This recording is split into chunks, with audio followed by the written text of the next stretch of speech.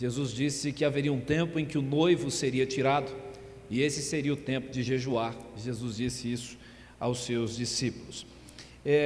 Eu quero começar, irmãos, fiquei pensando se começaria pela Escritura diretamente ou pelos símbolos de fé. Eu pensei, vou começar pelos símbolos de fé e documentos e mostrar que isso é exatamente o que a Escritura diz. Então, o primeiro documento que a gente vai usar aí é o símbolo de fé da nossa igreja, o catecismo, ou na verdade a confissão de fé de Westminster. Coloca para mim, Rafa. Se você conseguir, tudo bem, se não, pede misericórdia, se não for atendido, desista e depois receba o material por outra via. Não fique ansioso de nada, a gente acabou de cantar, então em paz, viu, irmão? Capítulo 21 do culto religioso e do dia de repouso, a seção 5. Essa seção fala do que deve haver num culto, e o documento diz: a leitura das Escrituras com o temor divino, a sã pregação da palavra e a consciente atenção a ela em obediência a Deus, com inteligência, fé e reverência, o cantar salmos com graças no coração, bem como a devida administração e digna recepção dos sacramentos instituídos por Cristo. São partes do ordinário culto de Deus, além dos juramentos religiosos, votos, jejuns solenes e ações de graças em ocasiões especiais, tudo o que, em seus vários tempos e ocasiões próprias, deve ser usado de um modo santo e religioso. Ou seja, não é jejum para emagrecimento, não é jejum para você fazer um exame médico, não é nada disso, é jejum religioso, do ponto de vista espiritual, como uma das partes do culto que é devido a Deus. Agora, princípios de liturgia da Igreja Presbiteriana do Brasil, capítulo 11, artigos 24 e 25, é um documento que orienta a liturgia da nossa igreja. Diz assim: sem o propósito de santificar de maneira particular qualquer outro dia que não seja o dia do Senhor, em casos muito excepcionais de calamidades públicas, como guerras, epidemias, terremotos, etc., é recomendável a observância de dia de jejum ou, cessadas tais calamidades, de ações de graças. Os jejuns e ações de graças poderão ser observados pelo indivíduo ou família, igrejas ou concílios. Então, nesse caso, é um jejum convocado por um dos concílios da Igreja Presbiteriana do Brasil, que é o conselho da igreja local. Na Igreja Presbiteriana do Brasil, nós temos alguns concílios. O conselho da igreja é um concílio, o presbitério é outro concílio, o sínodo é outro concílio e o Supremo Concílio é o outro concílio da Igreja Presbiteriana do Brasil. Então é um jejum convocado por um concílio para a observação da igreja local, a Igreja Presbiteriana de Pirituba. Então essa é a natureza do jejum nos termos dos princípios de liturgia da Igreja Presbiteriana. Agora, um outro documento também muito importante, segundo a Confissão de Fé Helvética do século XVI, este documento está menor, então talvez a sua ansiedade aumente para tentar ler, mas fique em paz, aquieta o coração. Fiz questão de colocar esse documento porque é muito interessante o que no século XVI nossos irmãos já pensavam a respeito dessa importante prática da vida cristã. Vejam bem, ora, quanto mais seriamente a Igreja de Cristo condena a gula, a embriaguez e toda espécie de lascívia e intemperança, tanto mais e com insistência recomenda-nos o jejum cristão, pois jejuar nada mais é do que a abstinência e moderação dos piedosos e uma disciplina, cuidado e castigo de nossa carne, exercitados segundo a necessidade do momento, pelos quais nos humilhamos diante de Deus, privando nossa carne de seu combustível, de modo que possa mais espontânea e facilmente obedecer ao Espírito. Portanto, aqueles que não dão atenção a tais coisas não jejuam, mas imaginam que o fazem se abarrotam o estômago uma vez por dia e a certa hora ou em horário prescrito abstêm-se de certos alimentos, pensando que pelo fato de terem praticado essa obra, agradam a Deus e estão fazendo algo de bom. O jejum vem a ser um auxílio para as orações dos santos e para todas as virtudes, mas como se vê nos livros dos profetas, o jejum dos judeus, que se abstinham de alimento, não porém da iniquidade, não agradava a Deus. O documento continua: jejum público e particular. Há jejum público e pessoal. Nos tempos antigos celebravam-se jejuns públicos, em tempos de calamidade ou em situações difíceis da igreja, abstendo-se totalmente de alimento até o anoitecer, dedicavam-se todo o tempo às santas orações, ao culto a Deus e ao arrependimento. Eles diferiam um pouco do luto, havendo frequente menção do mesmo nos profetas, especialmente em Joel capítulo 2. Tal jejum deve ser observado ainda hoje. Sempre que a igreja se encontre em situação difícil, os jejuns particulares podem ser praticados por qualquer um de nós quando se sente afastado do Espírito, pois dessa maneira priva-se a carne de seu combustível. Características do jejum: todo jejum deve partir de um espírito livre, espontâneo e realmente humilde, e não simulado, só para conquistar o aplauso ou o favor dos homens, e muito menos para que por meio dele pretenda o homem ser merecedor de justiça, mas que cada um jejue para este fim: não dar lugar aos desejos da carne e servir a Deus mais fervorosamente. Há algum tempo atrás, quando li este documento, me chamou muito a atenção esta parte em que se diz que o jejum é uma maneira de negar à carne o seu combustível, e que uma vez auxiliada pelo jejum, você pode se dedicar a Deus mais fervorosamente, um auxílio às orações e a todas as demais virtudes cristãs, como também demonstração externa de humilhação e clamor a Deus por sua misericórdia. Agora, o jejum segundo o pensamento de João Calvino. Nas Institutas, Calvino separa ou dedica parte de sua obra para falar sobre jejum. Veja o que ele diz: como antigamente um homem acusado de algum crime, para obter a misericórdia do juiz, deixava crescer a barba, não se penteava e se vestia de luto, assim também seria apropriado que aquele povo, que tinha sido acusado diante do trono de Deus, testificasse por sinais externos que o que pedia era o seu perdão e a sua clemência. Confesso que quando eu li esse trecho da obra de Calvino, me lembrei de algumas pessoas acusadas de crimes também nos nossos dias, que quando aparecem na TV, que quando são entrevistadas, dependendo do momento, também aparecem com uma postura bem humilde, se vestem de maneira bem humilde, como se quisessem também ganhar a clemência da opinião pública, se não do judiciário também, para obter uma sentença mais favorável, se fazendo de coitado. Percebo que ainda hoje as pessoas usam esse tipo de estratégia para tentar, veja, nesse caso, de maneira mentirosa.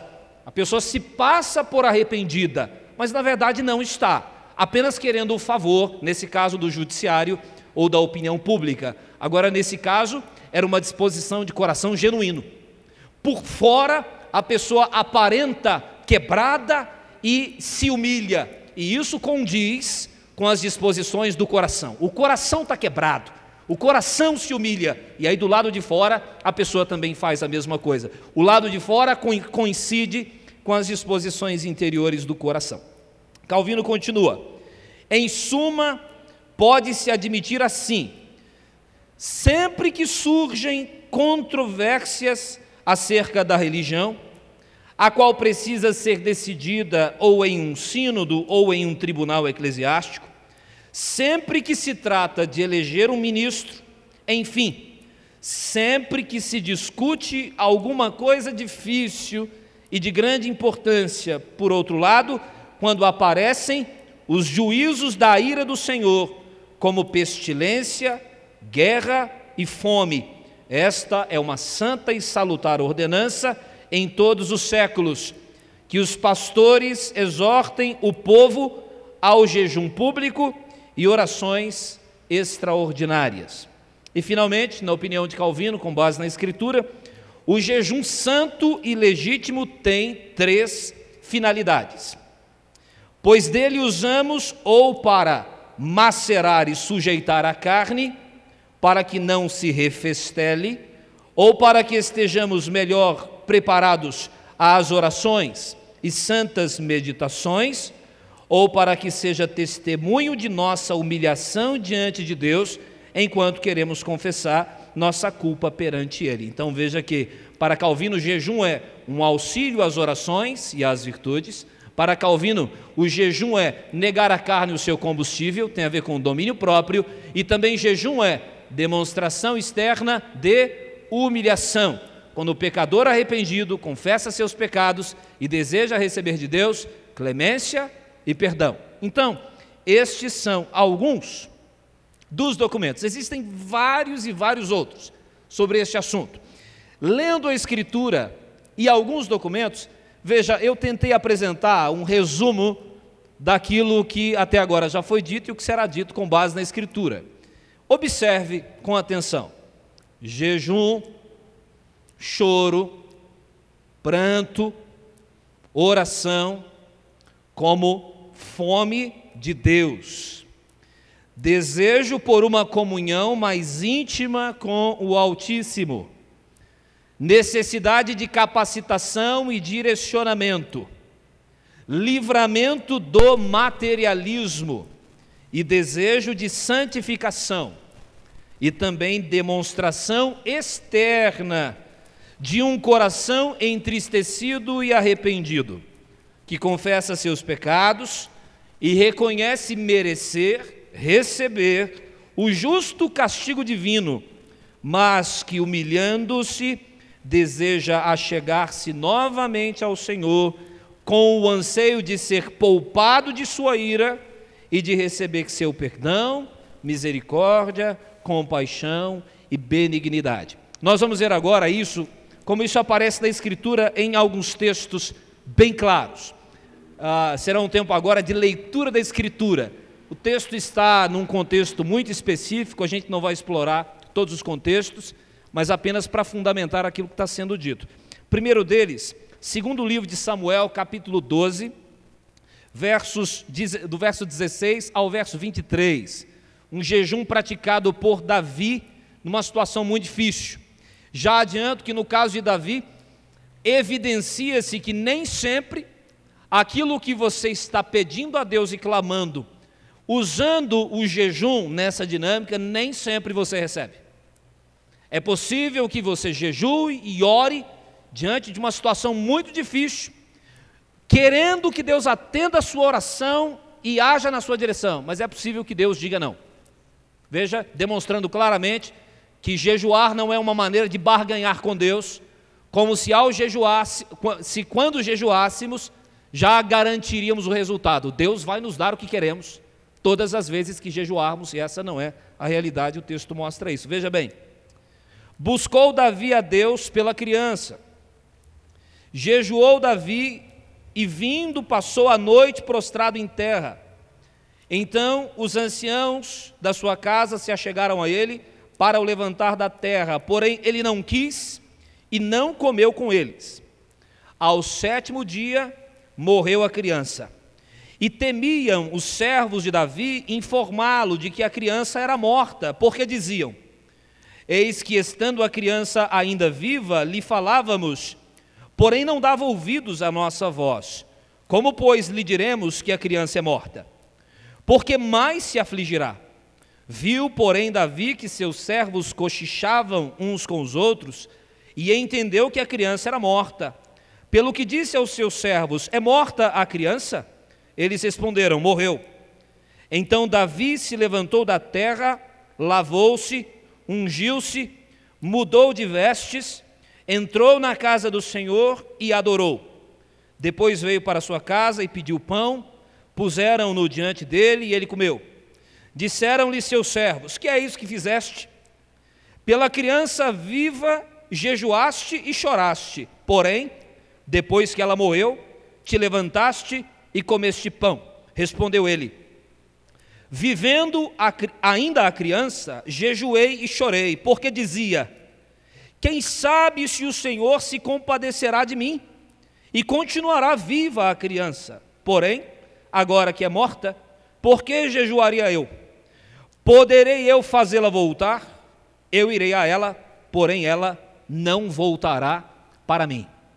Primeiro que você percebe que no caso de Davi, era jejuar. Jejuar significa não comer, jejuar significava não conversar com as pessoas, jejuar significava nem tomar banho, jejuar significava não trocar de roupa.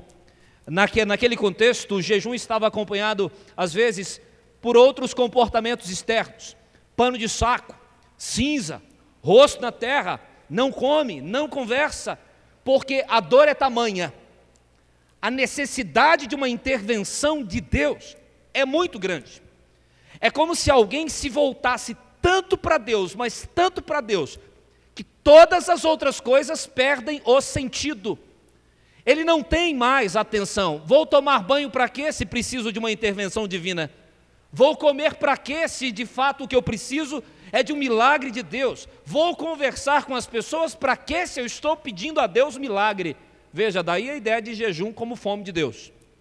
Quando o desejo por Deus, de ter intimidade, comunhão, receber misericórdia, um milagre, quando isso nos toma por completo, que as outras coisas, elas perdem o lugar. Veja, comer é uma necessidade básica, fundamental.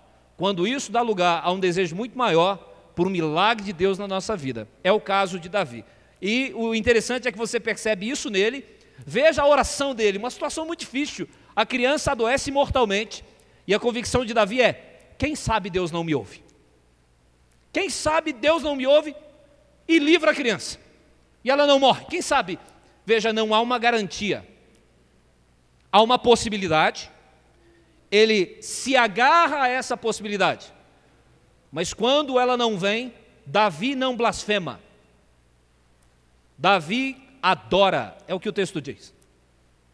Davi não continua sem conversar ou sem comer, Davi não continua com a aparência externa de uma pessoa que está em humilhação.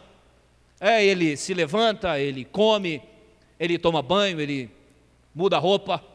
É curioso como as pessoas são, né?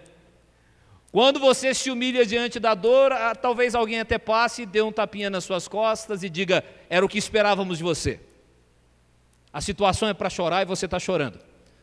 Só que às vezes quando você muda abruptamente o comportamento diante de um cenário como esse, as pessoas podem questionar, falam: mas cadê aquele que estava se humilhando? Cadê o homem que não conversava? Cadê aquele que não comia? Já mudou assim tão depressa? Que amor que você tinha por essa criança? Que fé é essa? E na verdade ele tinha uma convicção, falou: olha, enquanto ela estava viva tinha esperança, e eu orei a Deus, pedi a Deus para que Deus fizesse. Ele não fez.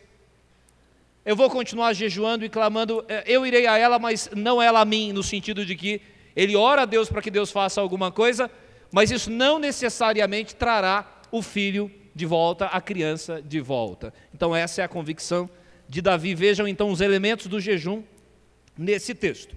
O outro nós já lemos, que é o texto de Joel, que é um outro texto também muito claro sobre o jejum. O que aparece nesse texto? Se você observar, não vou ler de novo, mas eu queria que você observasse, se lembrasse da leitura. O profeta conclama o povo a rasgar os corações e não apenas as vestes.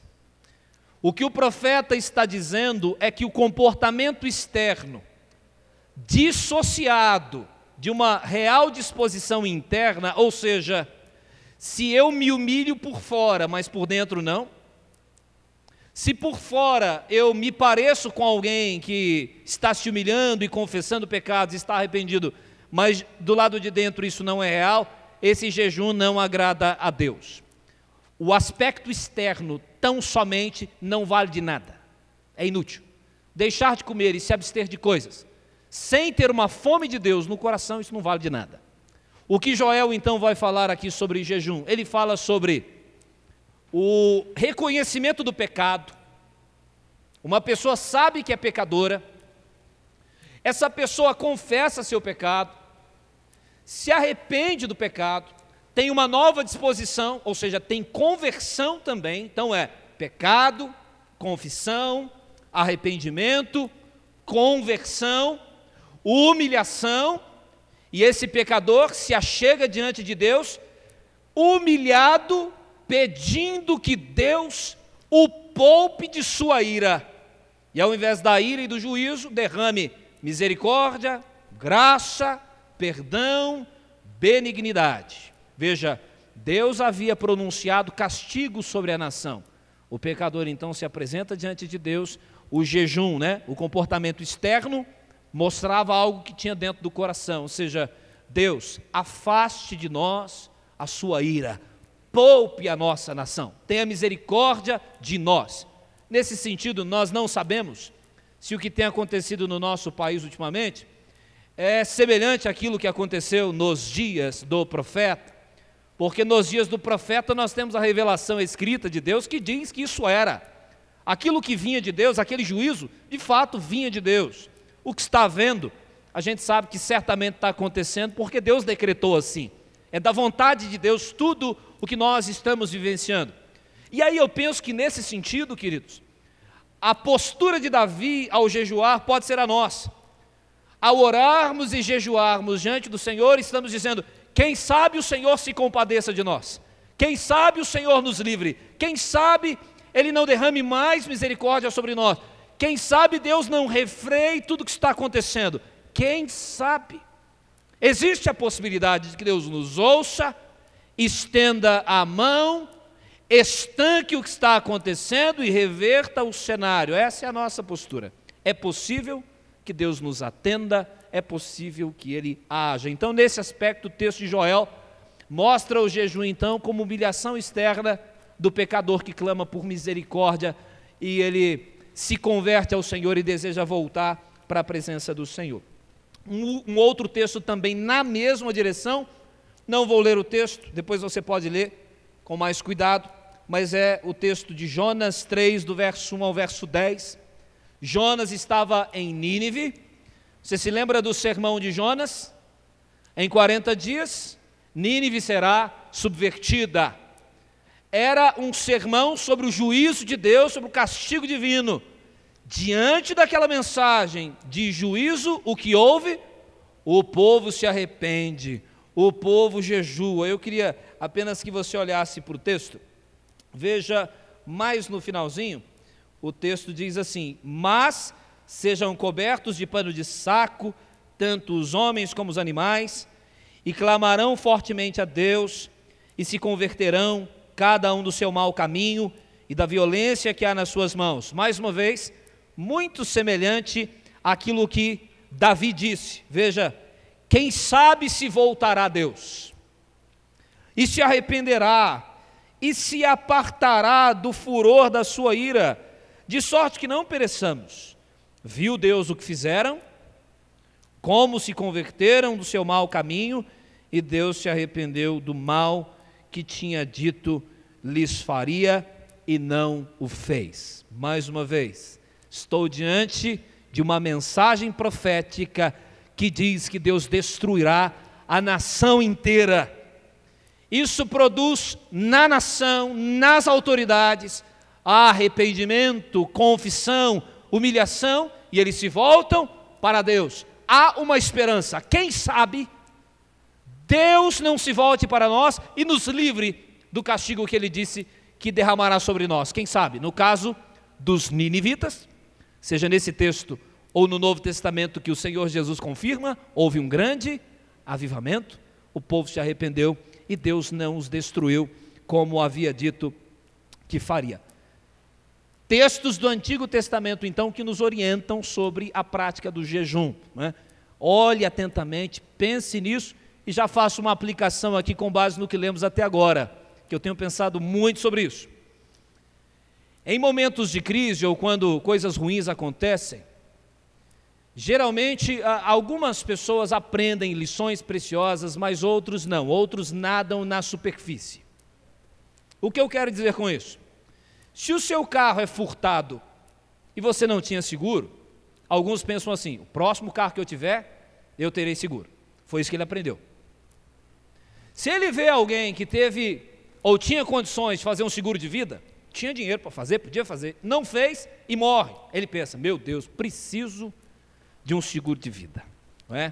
A gente já teve até episódios assim na igreja, não sobre seguro de vida, mas do tipo: você vai num culto, para seu carro, vem uma inundação e leva seu carro. O que você para? Na hora que você for lá de novo, onde você vai parar seu carro? No mesmo lugar? Você vai olhar para ver se tem chuva, olha a previsão? Você vai aprender alguma lição. Vem uma epidemia, precisamos cuidar mais e melhor da higiene, álcool, gel e tal. E pense em todas as outras crises, por exemplo, crise econômica. Meu Deus, não posso gastar dinheiro, ia fazer uma viagem, não vou fazer mais, ia comprar uma coisa, não vou fazer mais, preciso guardar dinheiro porque sabe lá o que Deus vai fazer. Alguém aqui já foi ao supermercado e fez compra para 3 meses? Já? Comprou tudo lá? Já fez? Eu tenho visto algumas pessoas adotando essa postura: meu Deus, eu preciso me precaver. E as pessoas vão aprendendo algumas coisinhas que são legítimas, são coisas que têm o seu lugar e o seu valor. Mas o que vale mais aprender? O que de fato, qual é a grande lição das crises, epidemias, calamidades, desabamentos? Quando a gente pensa em jejum, sobre o que estamos falando, a ideia é: precisamos mais de Deus, e parece que as pessoas não param para pensar nisso. O que Deus está nos dizendo, e já vem nos dizendo há muito tempo, com guerras, epidemias e catástrofes, é que precisamos nos voltar para Ele, é que é dele que nós precisamos. E a ideia do jejum, convocado pelo conselho da nossa igreja e estabelecido na Escritura, tem exatamente esta finalidade. Quem sabe Deus não tem misericórdia de nós. Quem sabe Ele não nos ouve e nos atende. Quem sabe Ele não mude o nosso cenário. Nós precisamos de Deus, irmãos. Essa é a grande lição. Essa é a grande lição. Então eu vejo que às vezes, e aí entendam o que eu tenho trazido no meu coração, e já disse aqui e repito: é tempo de cuidado, é tempo de responsabilidade, cuidado com a saúde, tudo isso eu não nego isso, porque isso é próprio também ao Evangelho, cidadania, sermos cidadãos exemplares, cuidarmos dos outros e tudo mais, tudo certo isso. E se você não está fazendo e não me vir fazendo, vamos mudar esse cenário, em nome de Jesus. Mas o que não dá é a gente não focar no principal, e não declarar a mensagem, que é o que de fato precisamos neste momento, é de clamarmos a Deus por misericórdia e nos humilharmos diante da sua poderosa mão, dizendo: Deus, tenha misericórdia da nossa nação. Se Ele quiser, Ele para tudo o que está acontecendo. Se Ele quiser, Ele reverte todo o cenário. Agora, se Ele não quiser, Ele dizima o mundo inteiro, assim como Ele disse que faria com Nínive. Em 40 dias eu subverterei Nínive. Não é porque Deus precisava de tanto tempo para destruir uma cidade. O prazo era a misericórdia de Deus. O tempo não é para Deus, o tempo era para os ninivitas, para que eles pudessem se arrepender. O que Deus fará? Não sabemos. Mas qual é a mensagem que a igreja precisa dizer para o mundo? Qual é a mensagem de Deus para o meu coração, para a nossa igreja? Irmãos, nós temos esse senso. João Calvino usa uma figura muito interessante, que na hora que eu li, eu fiquei assim, eu fiquei assustado. Quando o Calvino fala sobre o livro do profeta Joel, ele diz assim: quando Deus anuncia que está saindo e que colocou a sua armadura e levantou os punhos, é hora de jejuar. Eu confesso para você que na hora que li veio na minha cabeça uma visão, né? O que seria Deus vestido com uma armadura e com os punhos levantados? Quem está do outro lado? Eu e você, a nação, o mundo. E se Ele vem para nos castigar, é justo. Aí o texto diz então: vamos clamar a Ele por misericórdia. Vamos proclamar um santo jejum e dizer: Deus, tem misericórdia de nós e não nos dê o que nós merecemos. Essa é a ideia, né, da Escritura.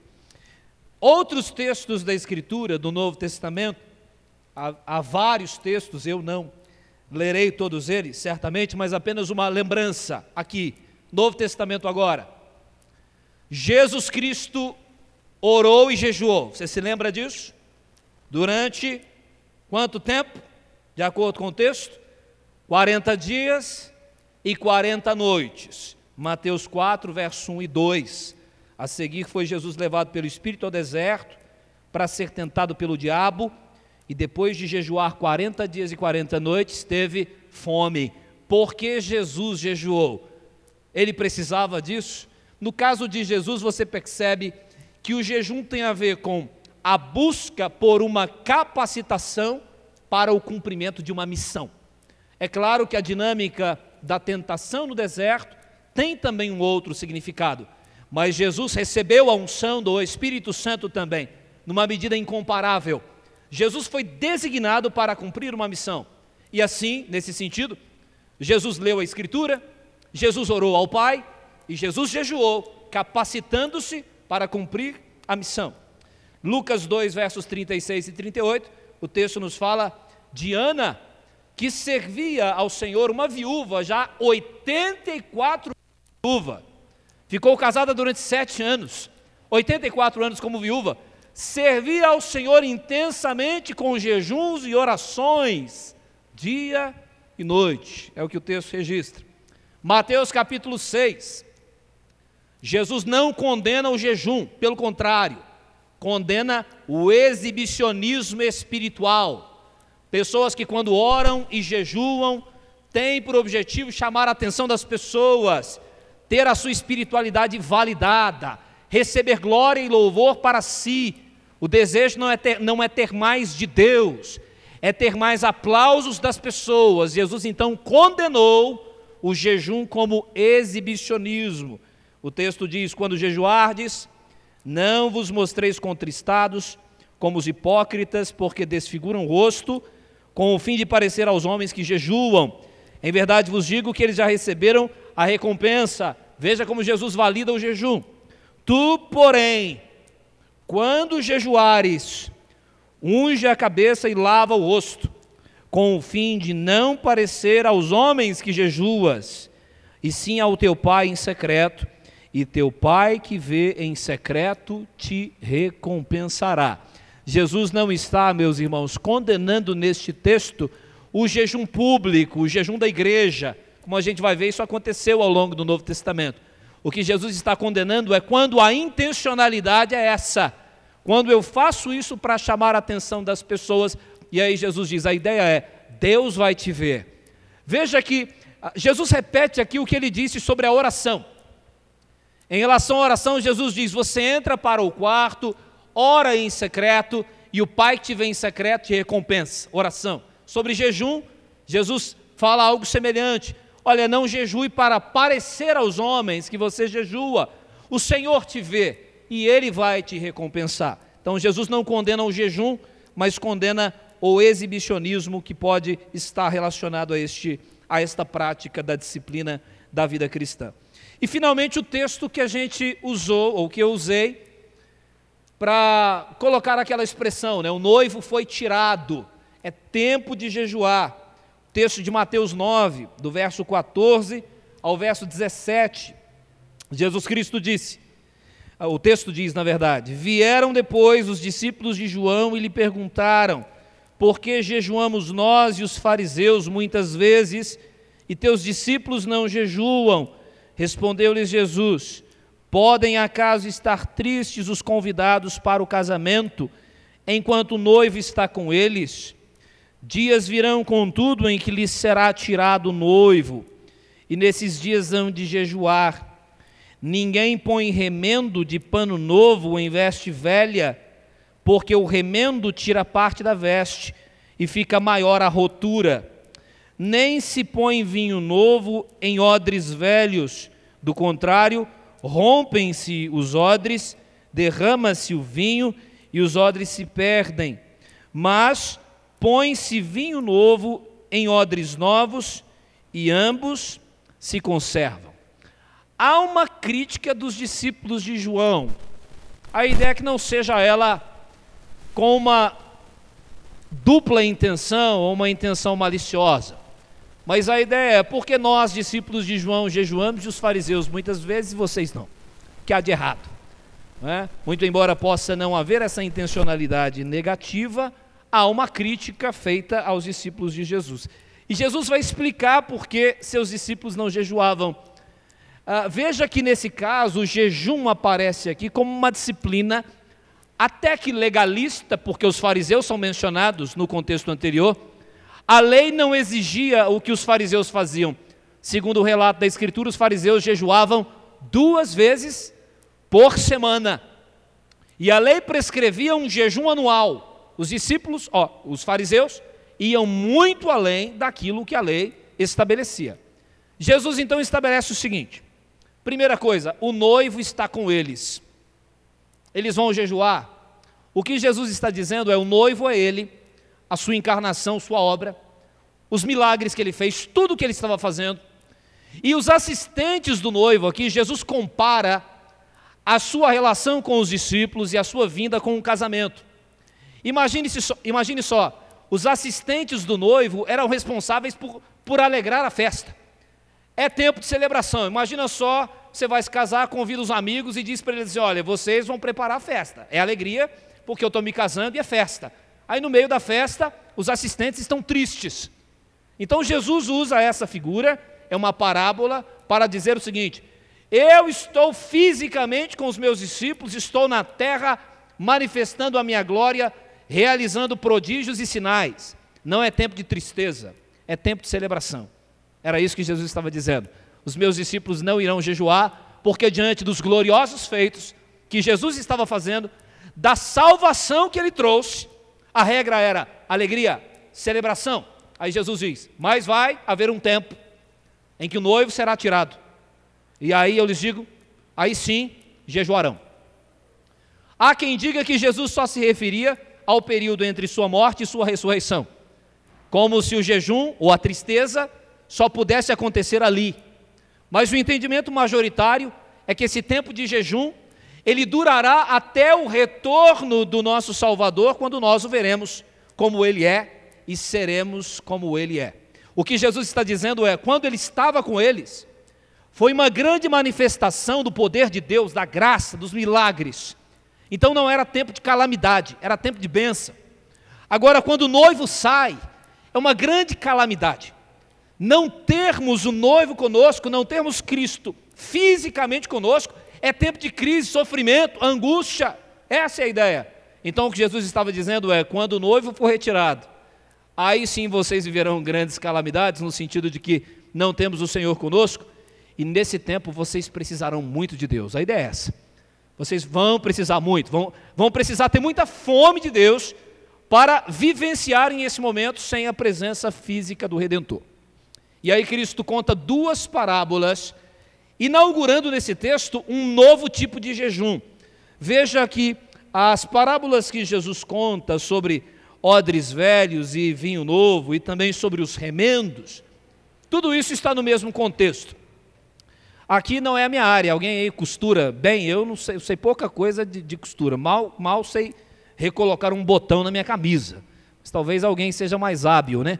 Ou de vinho, essa coisa de odre velho, odre novo, fermentação, como é que funciona, como é que você guarda, né, para preservar, como é que funciona isso? Mas nessa cultura, Jesus nos deu aqui algumas orientações.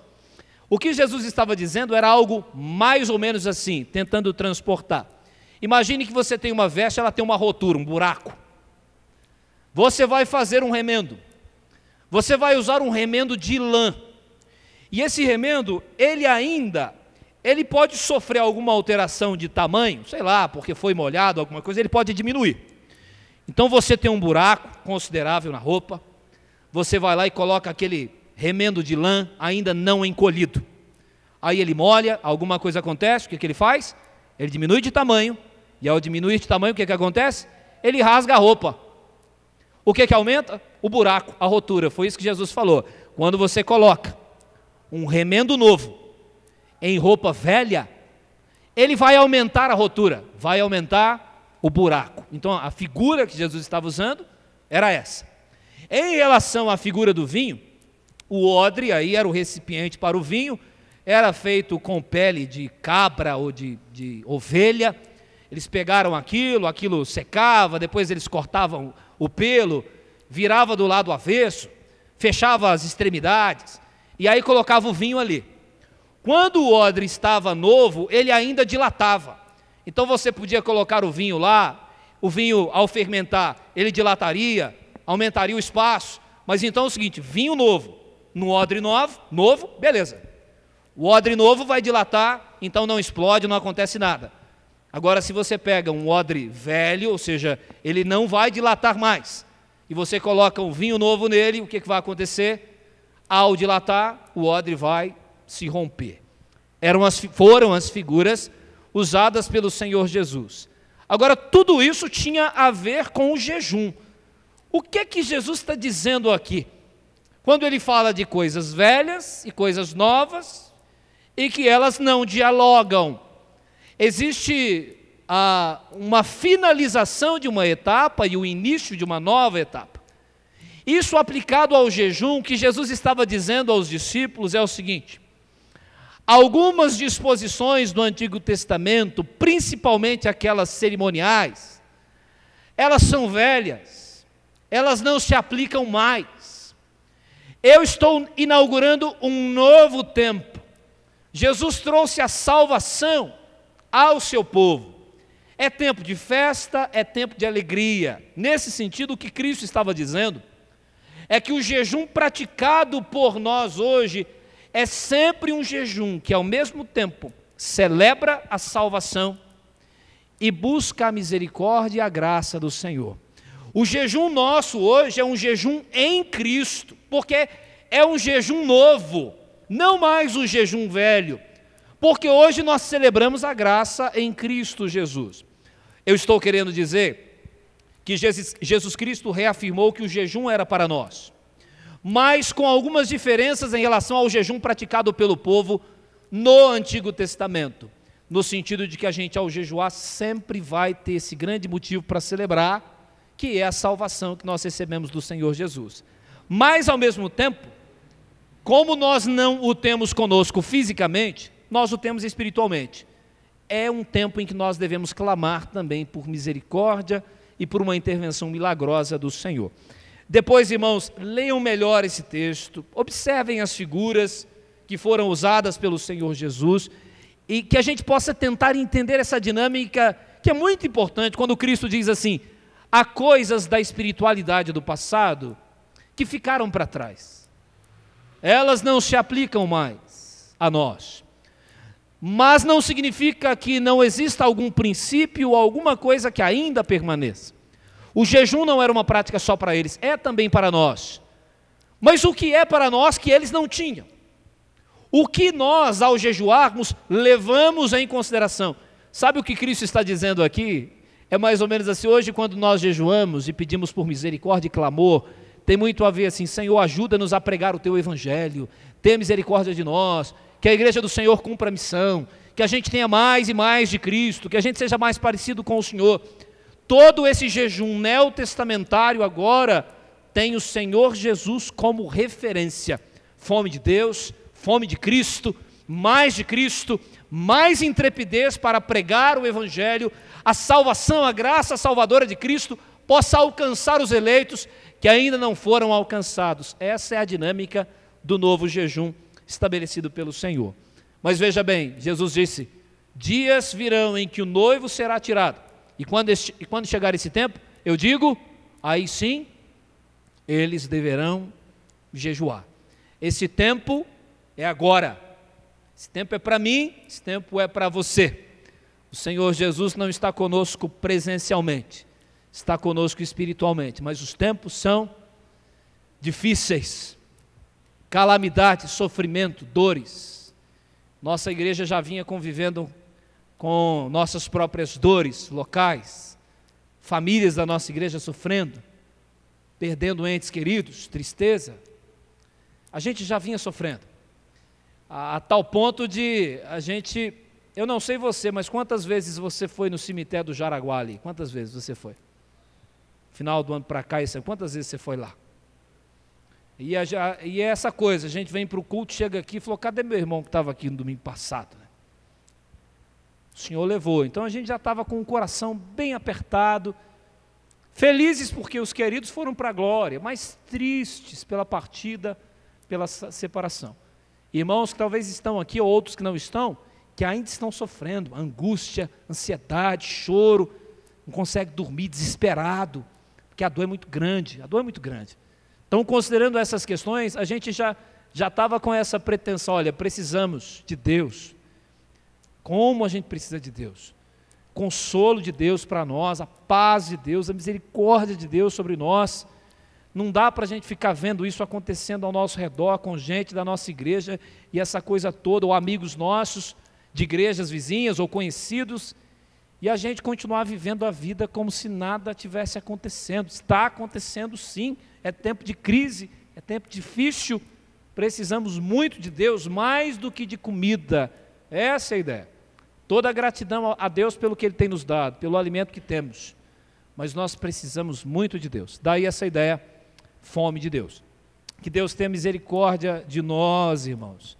Jejum é uma coisa que nasce dentro, o conselho está convocando, a gente está orientando, mas se Deus não tocar no seu coração, não fizer a obra, e não é uma coisa mágica, como eu disse aqui, não é, vou jejuar e Deus obrigatoriamente vai me dar, não é para ter coisas que Deus pode dar, é para tê-lo em sua vida, para ter mais de Deus na sua vida. Essa é a intenção do nosso coração, e que isso não dure apenas o próximo mês, que isso faça parte da nossa vida, da nossa dinâmica com o Senhor, que com relativa frequência a gente possa se colocar diante de Deus em jejum e oração. Nós vamos orar nesse momento, em seguida nós vamos participar da mesa do Senhor. Depois eu enviarei esses textos para que vocês possam ler, e faço uma sugestão aqui, uma indicação de um livro que pode ampliar bastante nosso conhecimento desse assunto. É um livro do John Piper, você já deve ter ouvido falar dele. O título do livro é Fome de Deus. Fome de Deus, de John Piper. Muito interessante, tem muito material histórico, Lutero, alguns monges do passado que falaram sobre jejum, Calvino, enfim, há muita coisa, além da tratativa bíblica do assunto. Então, um livro que pode te ajudar muito, acima de tudo, os textos bíblicos que vão poder te orientar neste momento. Vamos orar, feche os seus olhos, nos colocar diante do Senhor. Nós estamos planejando, estamos desejando, queremos ter de fato essas convicções, queremos ter essa sede, essa fome pelo Senhor. Ajuda-nos, ó Deus, a entender que nesse momento precisamos mais de Ti do que de qualquer outra coisa. Ajuda-nos a aprender essa lição em tempos difíceis, que o Senhor está tratando conosco para que a gente se volte para o Senhor em humilhação. Tenha misericórdia da nossa nação, da nossa cidade, tenha misericórdia dos que sofrem, tenha misericórdia de nós. Se for da Tua vontade, livra-nos, ó Deus, desta realidade. Faça parar, reverta, impeça de continuar. Console os corações daqueles que têm enfrentado tantas dificuldades, perdido familiares. Tenha misericórdia de nós. É a nossa oração, Senhor, em nome de Jesus.